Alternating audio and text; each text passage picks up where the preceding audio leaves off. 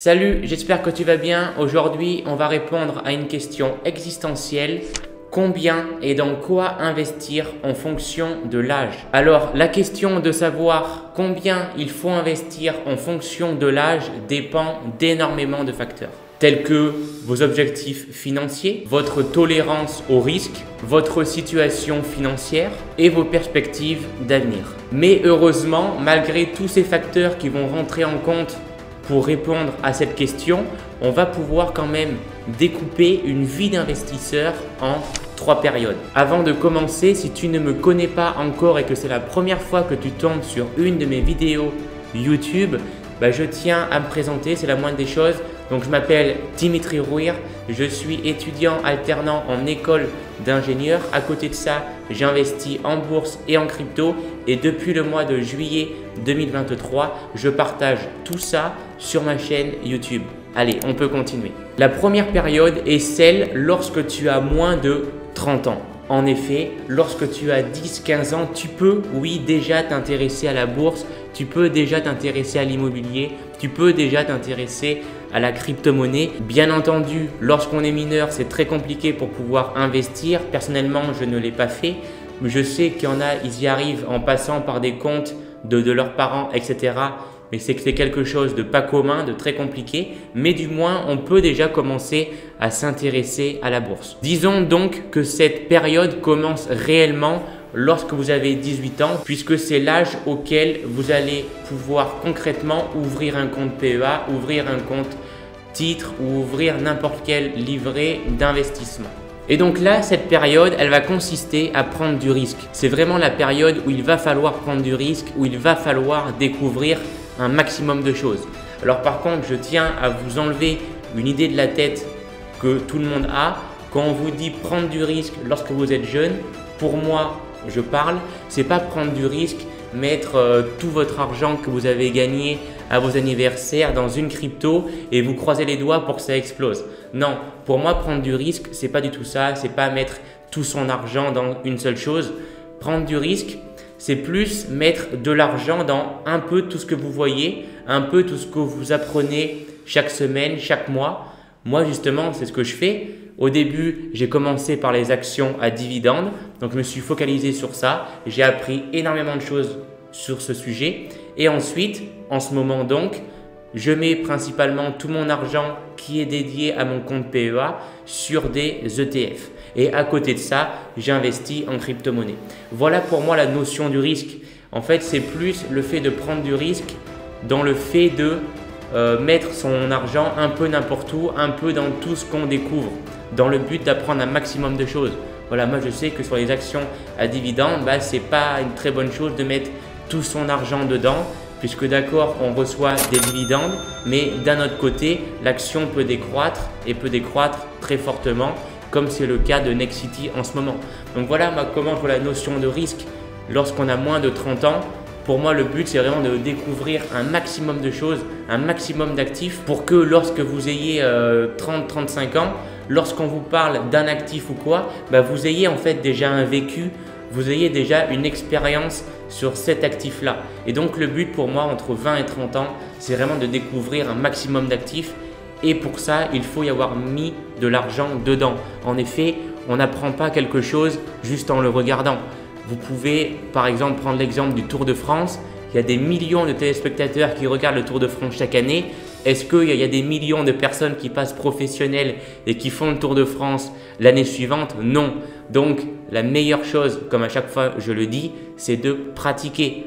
Et pour pratiquer, pour le cas de la bourse, pour le cas de l'investissement plus globalement, c'est de mettre de l'argent, mettre vos billes dans des projets, mettre vos billes dans des entreprises, plein de choses comme ça. Et c'est comme ça que vous allez apprendre.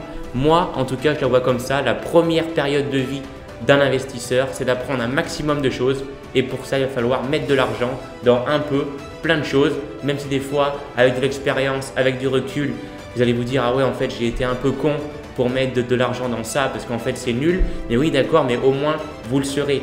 Et ce qui est bien, c'est qu'en étant jeune, même si vous perdez 100 € parce que vous avez mis 100 € dans tel type d'entreprise, bah finalement ce n'est que 100 euros. Voilà. Après vous avez toute votre carrière professionnelle pour regagner ces 100 euros. Donc finalement c'est pas grand chose. Et d'un autre côté, bah, si vous avez fait des bons choix, bah, peut-être que ces 100 euros, lorsque vous aurez 40 ans, bah, en vaudront peut-être 10 000 et là ce sera intéressant. Donc voilà, c'est vraiment une période hyper importante. C'est vraiment la base de la pyramide et elle est vraiment importante car sans base, c'est comme une maison. Sans fondation, bah, tout s'écroule.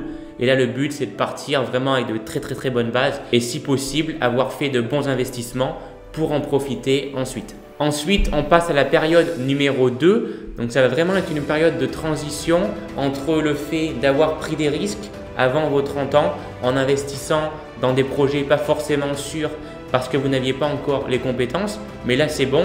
Vous arrivez dans la période où vous avez un bon bagage en termes d'investissement. Et à terme, le but, c'est d'avoir un beau patrimoine d'investissement pour pouvoir vivre de ces rentes.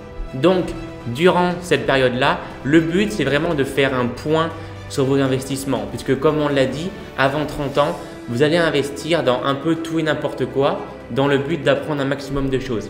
Bah, le but, c'est que lorsque vous avez 30-35 ans, bah, c'est de faire vraiment un point global sur tous vos investissements, immobilier, bourse, crypto et même gratter à l'intérieur de ces investissements. Par exemple, qu'en immobilier, vous avez peut-être plusieurs types d'investissements, je sais pas moi, des garages, des parkings, des appartements, des Airbnb et vraiment calculer en fait qu'est-ce qui rapporte le plus.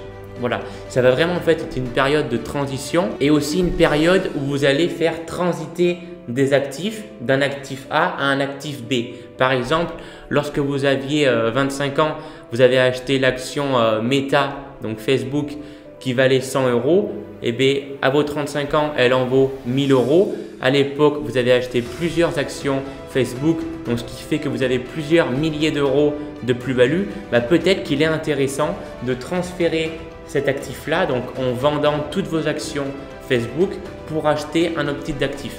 Puisque ça après, c'est un peu de la jugeote, après c'est vraiment à vous de voir. Mais est-ce que si vous avez fait tant de bénéfices sur une action, est-ce que vous pensez pouvoir faire autant si vous laissez dormir cet argent-là? Donc des fois, c'est peut-être judicieux de dire bon ok, j'ai fait tant de plus-value sur ça, mais par contre, je ne pense pas pouvoir en faire autant dans les années à venir, donc autant le vendre, cet actif, pour en racheter un autre qui puisse me profiter davantage. Ça va vraiment être une période de rééquilibrage de portefeuille et de transférer des actifs qui marchent moins bien à un actif qui marche mieux et qui tout simplement compte plus pour vous. Par exemple, entre 30 et 40 ans, c'est l'âge moyen des entrepreneurs. Bah, si vous avez un projet de créer une entreprise, bah, ça peut être intéressant de vendre plusieurs actions pour pouvoir déclencher un prêt d'investissement par exemple ou un prêt immobilier si vous voulez investir en immobilier. Donc durant cette période-là, c'est vraiment une période de transition, une période de rééquilibrage. Donc vraiment d'avoir un point de vue global sur tous vos investissements, voir ce qui marche moins bien, ce qui marche beaucoup plus et en conséquence essayer de rééquilibrer tout ça pour rééquilibrer le risque mais surtout augmenter les gains et pouvoir réaliser vos projets comme on l'a dit si vous souhaitez créer une entreprise ou investir en immobilier. Et enfin, la dernière période, c'est la retraite ou la pré-retraite parce qu'en effet, là on a dit que la période numéro 2 c'était entre 30 et 50 ans. Nous, je pense qu'on sera amené à travailler jusqu'à 65 voire 70 ans. Donc, ce sera plus la pré-retraite entre 50 et 60 ans. Là, par contre, c'est vraiment une période où le but va être seulement de détenir des actifs à très faible risque, mais par contre qui rapportent des rentes régulières. En effet, lorsqu'on est plus jeune, le but, c'est absolument de faire du rendement pour pouvoir faire tourner les intérêts composés et faire grossir un portefeuille le plus rapidement possible pour avoir le plus de capital possible. Alors que lorsqu'on est à la retraite ou en pré-retraite, le patrimoine, on l'a déjà. On ne va pas faire un x3, x4 sur notre patrimoine à 60 ans. Par exemple, vous avez 200 000 euros à investir lorsque vous avez 60 ans. Le but, ça ne va pas être de trouver l'action qui va faire un x3, x4 dans les 10 années à venir. Le but, ça va juste de trouver un investissement, pas trop risqué, mais par contre qui peut vous rapporter 5-6% de rente que ce soit en dividende ou par exemple en loyer si vous voulez investir en immobilier. Donc ça pour moi c'est vraiment une période, la période 3 où le but ça va être de faire des compléments de revenus, un complément de retraite grâce à des rentes, soit de la bourse, soit de l'immobilier. Mais en tout cas, ce n'est pas dans cette période numéro 3 où vous devez absolument trouver l'action qui va faire un x10 dans les 10 années à venir. Parce que finalement, vous aurez 70 ans, donc vous en profiterez encore moins. Le but, c'est vraiment d'avoir un beau patrimoine. Déjà, normalement, quand on a 60 ans, si vous avez bien géré vos trucs, vous devez avoir un beau patrimoine. Le but, c'est de pouvoir faire de ce patrimoine une rente. Donc, par exemple, vous investissez dans une action à dividende qui vous rapporte 10% par an. Vous allez avoir 20 000 € de rente tous les ans. Bon, après, il faudra enlever les prélèvements sociaux et les impôts. Mais en tout cas, voilà, c'est plus dans cette optique-là qu'il faut partir.